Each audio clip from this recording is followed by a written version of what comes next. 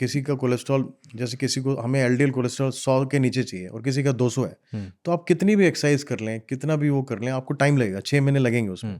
तो 6 महीने तक तो आपका कोलेस्ट्रॉल ब्लड में घूमता रहा ना, वो जमना तो शुरू हो जाएगा ना। तो अगर आप, हमारा जो रिकमेंडेशन ये होता है कि अगर बहुत हैवी हाई कोलेस्ट्रॉल है तो आप सबसे पहले दवाई खाओ 3 महीने के लिए, साथ साथ लाइफस्टाइल मॉडिफिकेशन शुरू कर दो। फिर हम ग्रेजुअली क्या करेंगे, जब देखेंगे वेट लॉस हो गया, आपका डाइट ठीक हो गया, एक लिपिड प्रोफाइल में आपके कोलेस्ट्रॉल लेवल्स नीचे आने शुरू होंगे, तो हम धीरे धीरे उस दवाई को हाफ कर देंगे। फिर हाफ, सेम लाइफस्टाइल रही, सेम वेट लॉस रहा तो हटा देंगे उसको, तो डिपेंडेंसी नहीं होगी। बट अगर बहुत हाई कोलेस्ट्रॉल है, किसी का जेनेटिक मेकअप ऐसा है कि 350-400 कोलेस्ट्रॉल है, वो प्योरली लाइफस्टाइल चेंज करने से यूजली होता नहीं है, तो कई बार दवाइयाँ खानी पड़ती हैं।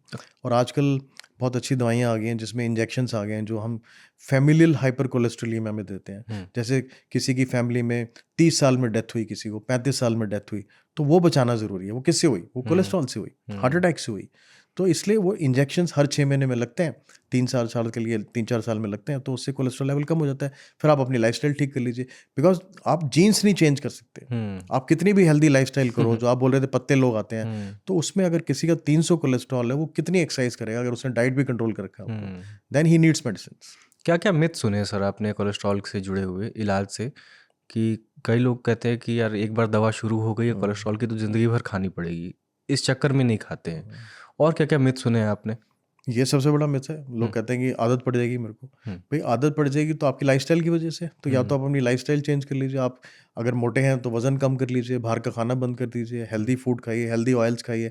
तो अगर आपका कोलेस्ट्रॉल रेंज में आ जाता है और आपके हार्ट के टेस्ट सारे ठीक हैं, ट्रेडमिल, इको वगैरह, अभी आपको ब्लॉकेज नहीं है, तो दवाई की ज़रूरत नहीं है, बंद कर देंगे दवाई। बट वही मैं बताया, जैसे जेनेटिक है आपको, अगर आपका कोलेस्ट्रॉल बहुत हाई और आपने बहुत रिगरस एक्सरसाइज कर ली, इससे ज़्यादा आप ना डाइट कंट्रोल कर सकते हैं, ना एक्सरसाइज कर सकते हैं, और ये हाई है, तो आपको अपना एलडीएल कोलेस्ट्रॉल एक लेवल है, उससे नीचे रखना पड़ेगा।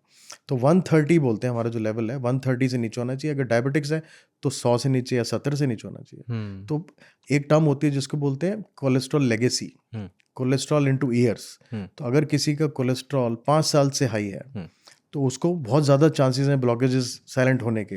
या कोई ऐसा आदमी जिसने अभी वेट गेन किया 6 महीने में और कोलेस्ट्रॉल हाई है, उसको चांसेस नहीं है ज़्यादा होने के, तो उसको हम बोल सकते हैं तो दवाई रोक के अपनी एक्सरसाइज करके कर ले। बट एनी पर्सन जिसका 5-6 साल से कोलेस्ट्रॉल हाई था, तो इसका मतलब प्लाकिंग शुरू होने के चांसेस बहुत ज़्यादा हैं।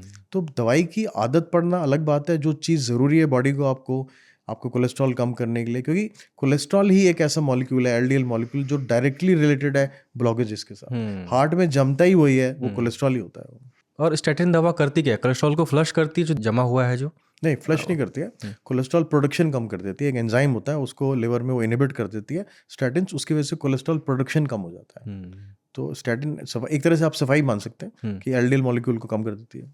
और क्या क्या ऑर्गन और इससे जुड़े हुए हैं अगर आपका कोलेस्ट्रॉल बढ़ता है?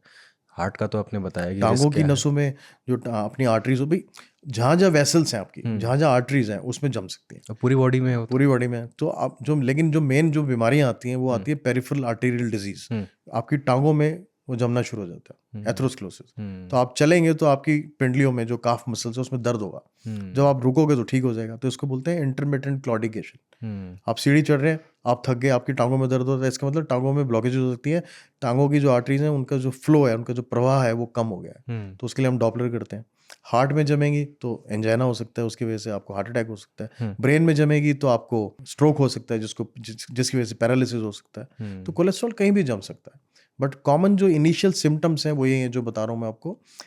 एक तो चलने में आपको छाती में दर्द होना, सांस फूलना, भारीपन आना, पसीना आना, ये ब्लॉकेजेस के लक्षण है। इसका मतलब कोलेस्ट्रॉल जमाना शुरू हो चुका है। या टांगों में दर्द होना, या चक्कर आना, या आप गिर गए हैं, या आपको लग रहा है कि बीच बीच में गिडनेस होती है और आपको लगता है कि आप गिर जाएंगे, या आपकी थोड़ा सा मेमोरी लॉस हो रहा है बीच बीच में, या आपको पैरालिसिस की हिस्ट्री है, कभी वीकनेस आई और एकदम से चली गई, जिसको बोलते हैं TIA, इस्केमिक स्ट्रोक बोलता है। तो इसका मतलब वहाँ कोलेस्ट्रॉल जमा हो सकता है।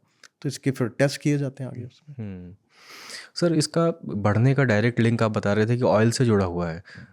बार बार यूज़ किया हुआ ऑयल है या ख़राब ऑयल है कोई, फिर कौन सा ऑयल खाएं? बचपन में हमें तो सरसों का तेल और दाल में डालने के लिए घी, 2 तेलों से ही हमारा परिचय तो था। ये बेस्ट घी है ये। उसके बाद रिफाइंड आया, सनफ्लावर ऑयल और पाम ऑयल, बहुत तरह के तेल फिर और हमने कंज्यूम करना शुरू किया। कौन से तेल खतरनाक है, कौन से जो है फ़ायदेमंद है? सो इसमें ना 2-3 चीज़ें कंसिडर करते हैं जो हम लोग देखते हैं। एक तो देखते हैं स्मोक पॉइंट क्या है, हुँ, ऑयल का स्मोक पॉइंट कितना है कि हुँ, कब वो बर्न होगा।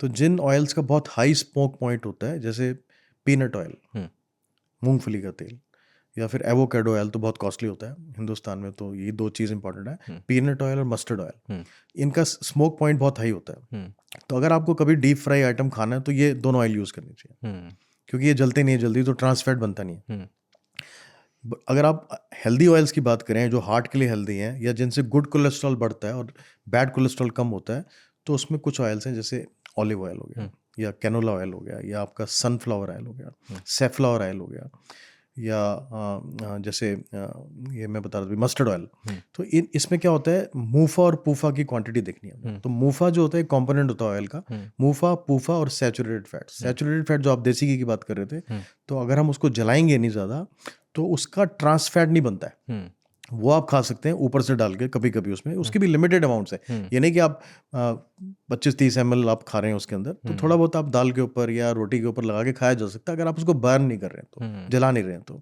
तो सनफ्लावर ऑयल जैसे है, उसके अंदर मूफा भी है, पूफा भी है, और आपका जो पीनट ऑयल या मस्टर्ड ऑयल है, उसके अंदर मूफा बहुत ज़्यादा है। हुँ, तो मूफा जो होता है वो गुड कोलेस्ट्रॉल बढ़ाता है, पूफा जो होता है वो भी बढ़ाता है, हेल्दी फैट्स होते हैं जिसको ओमेगा 3 बोलते हैं, उसमें ओमेगा 3 बहुत अच्छे होते हैं। हुँ।